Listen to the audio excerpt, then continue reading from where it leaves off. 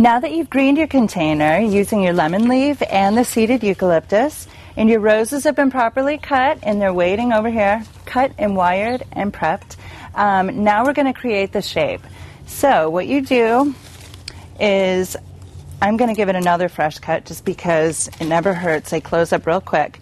You take the rose and you start in the center.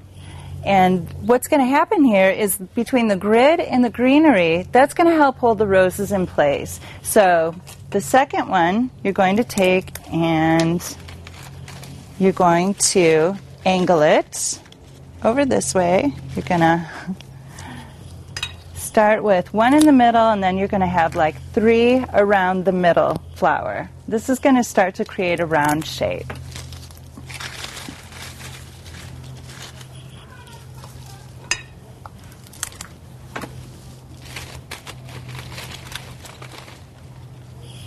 And you're going to just keep going around and you're going to fill in the gaps here.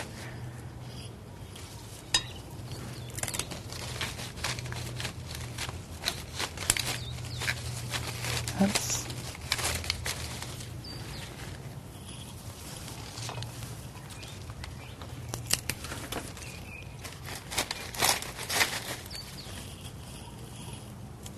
Okay.